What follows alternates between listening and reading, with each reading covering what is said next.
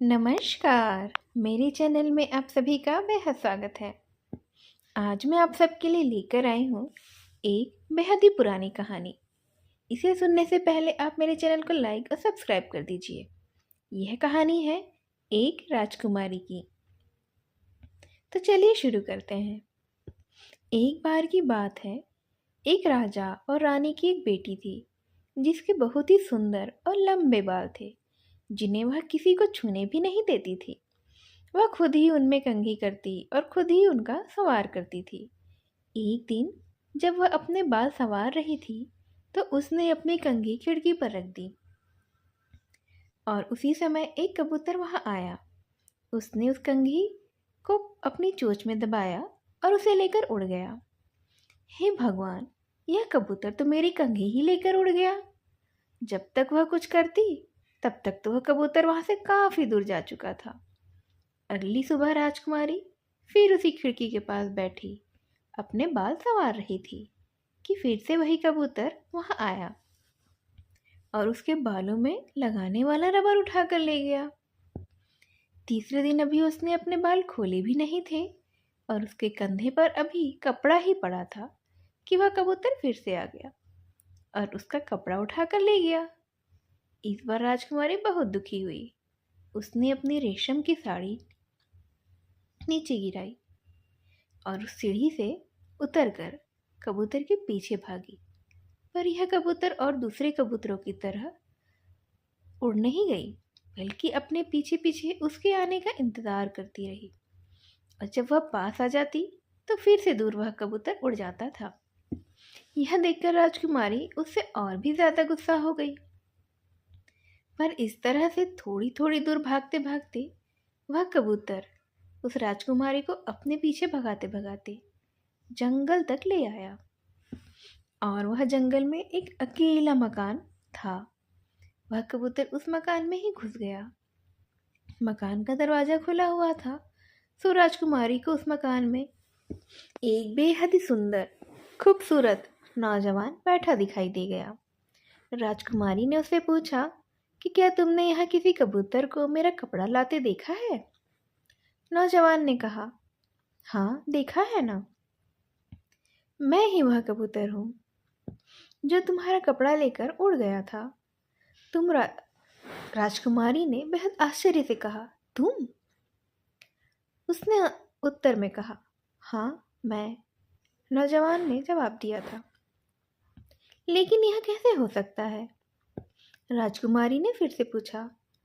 नौजवान ने कहा, मेरे ऊपर परियों ने जादू डाल रखा है कि मैं आदमी रूप में अपने इस घर से बाहर नहीं जा सकता।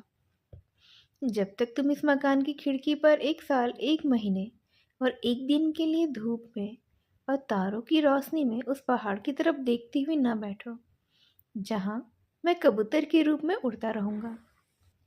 बिना किसी हिचक के राजकुमारी उसके मकान की खिड़की पर बैठ गई। वह नौजवान वहां से कबूतर बनकर उड़ गया और जाकर सामने वाले पहाड़ पर बैठ गया। 1 दिन गुजरा, 2 दिन गुजरे, तीसरा दिन गुजरा। राजकुमारी वहीं पहाड़ की तरफ देखती बैठी रही। हफ्ते गुजर गए। वह वहीं दिन रात बैठी ही रही। ऐसा लगता था जैसे कि वह लकड़ी की बनी हो। धीरे धीरे वह सांवली पड़ती गई और फिर इतनी काली पड़ गई जितना कि अंधेरा। इस तरह वह वहां 1 साल 1 महीना और 1 दिन बैठी रही। समय खत्म होने पर वह कबूतर आदमी में बदल गया और फिर वह आदमी पहाड़ से नीचे आया। जब उस नौजवान ने देखा राजकुमारी कितनी काली हो गई है तो वह चिल्लाया, ओह, यह तुम कैसी हो गई? क्या तुम्हें अपनी शक्ल से मेरे सामने आने में शर्म नहीं आ रही है? जाओ यहाँ से। और यह कहकर उसने उसके ऊपर थूक दिया। यह देखकर तो वह लड़की भौचक्की रह गई। यह क्या हो गया? उसने तो उसे अपने श्राप से आजाद करने की कोशिश की थी और उसने उसके साथ इस तरह से बर्ताव किया। वह बेचारी बेहद ही परेशान और दुखी होकर रोती हुई वहां से चली गई। जाते समय वह एक जंगल से गुजर रही थी। वहाँ उसको 3 परियां मिली। परियों ने उससे पूछा कि तुम इतनी दुखी क्यों हो और रोती हुई क्यों कहीं जा रही हो। तब उस राजकुमारी ने उन्हें अपनी सारी कहानी सुनाई। परियां बोली, तुम चिंता न करो, तुम बहुत दिनों तक ऐसे नहीं रहोगी। पहली परी ने उसके गालों को सहलाया तो वह फिर से बहुत ही सुंदर हो गई, बल्कि वह तो पहले से भी ज़्यादा खूबसूरत हो गई थी। वह अब सूरज चांद की तरह ही चमकने लगी थी। दूसरी परी ने जब उसे छुआ तब वह एक शाही पोशाक में आ गई थी। वह बेहद ही खूबसूरत तरीके से सज गई थी। तीसरी और सबसे छोटी परी ने उसे एक टोकरी भरकर जवाहरात दिए और यह सब करके परियां बोली, अब हम तीनों तुम्हारे साथ हमेशा तुम्हारी नौकरानी के वेश में ही रहेंगी। फिर वे सब उस देश में पहुंची जिस भी देश का वह नौजवान राजा था। पलक झपकते उन परियों ने उस राजा के महल के सामने ही एक महल खड़ा कर दिया, जो कि उसके महल से कहीं ज्यादा खूबसूरत था। राजा ने जब अपनी खिड़की से बाहर देखा तो उसे बेहद ही आश्चर्य हुआ, क्योंकि वह महल तो पहले वहां था नहीं, अचानक से कैसे आ गया। और ऊपर से वह तो सपनों जैसा खूबसूरत था। राजा ने इतना सुंदर महल पहले कभी नहीं देखा था। उसकी एक खिड़की पर उसे एक राजकुमारी बैठी नजर आई, तो उसे देखकर वह उससे प्यार ही कर बैठा। परियों ने कहा, अगर वह तुमसे मिलना चाहे तो उसे मिलने के लिए उत्साहित करना। पहले दिन तो राजा उसे देखता ही रह गया। दूसरे दिन उसने उसकी तरफ देखकर आंखें झपकाई। उससे पूछा, क्या वह उससे मिलने आ सकता है। राजकुमारी ने जवाब दिया, महाराज, अगर आप मुझसे मिलने आना चाहते हैं तो पहले अपने छज्जे से मेरे छज्जे तक गुलाब के पंखुड़ियों का 2 इंच मोटा कालीन बिछाएं। राजा ने उसे अपनी शर्त पूरी करने से कहने भी नहीं दी। उसने अपने नौकरों को ऐसा कालीन बिछाने का आदेश ही दे दिया जो गुलाब की पंखुड़ियों का ही बना हो और 2 इंच मोटा हो। बहुत सारी स्त्रियां गुलाब की पंखुड़ियां तोड़ने में लग गईं। ऐसा तो पहले कभी किसी ने देखा नहीं था, सुना भी नहीं था। जब गुलाब की पंखुड़ियों का कालीन बिछ गया तो परियों ने राजकुमारी से कहा, अब तुम एक बहुत ही शानदार राजकुमारी की तरह तैयार हो जाओ और इस कालीन पर चलो।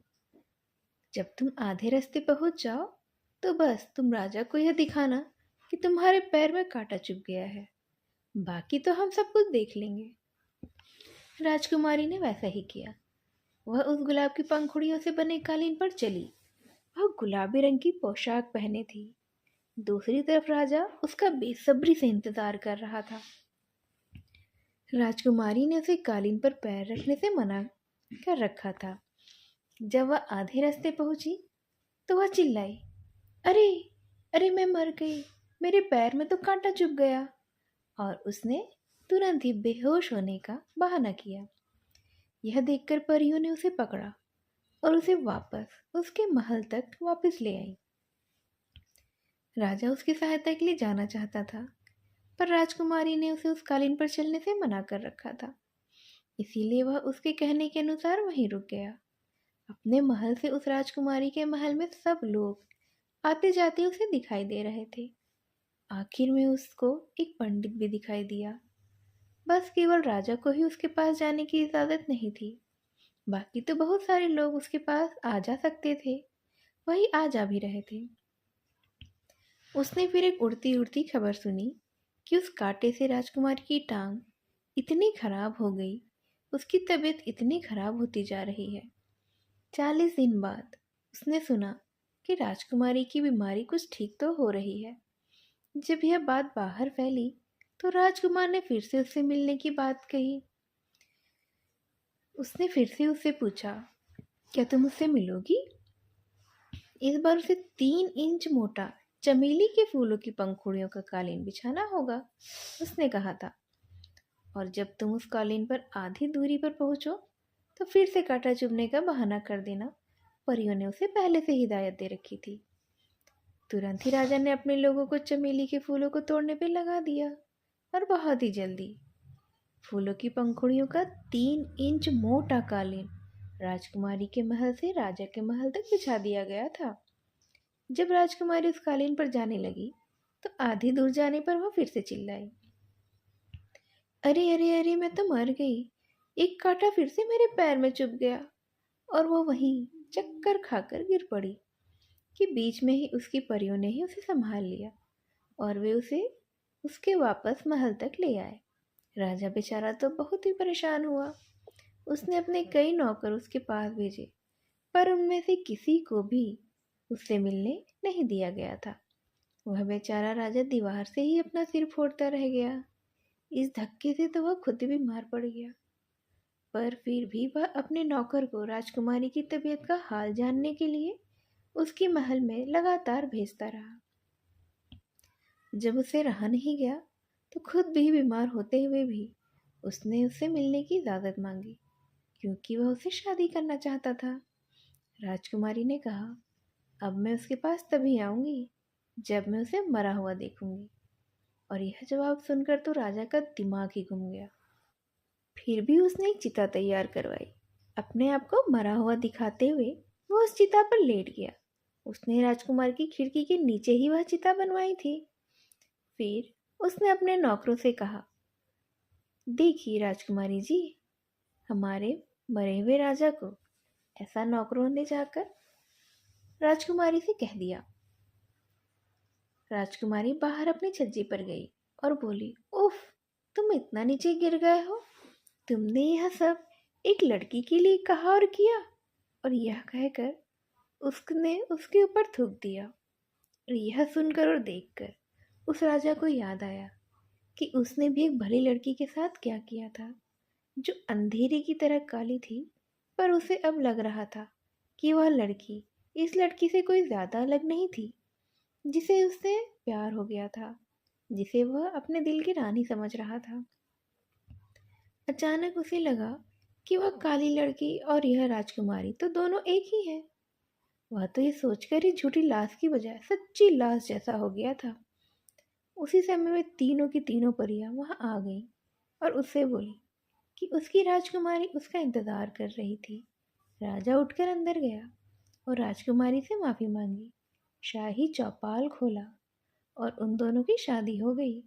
राजा उन तीनों परियों को अपने पास रखने के लिए बहुत इच्छुक था, पर उन्होंने उन दोनों से विदा लिया और यह कहकर वहां से चली गई कि वह राजा और राजकुमारी फिर बहुत दिनों तक खुश ही रहेंगे। और उन दोनों ने उन परियों को बेहद धन्यवाद दिया था। इस तरह से छोटी सी यह कहानी एक राजकुमारी की यही समाप्त होती है। इसे ध्यान से सुनने के लिए आप सभी का धन्यवाद। नमस्कार।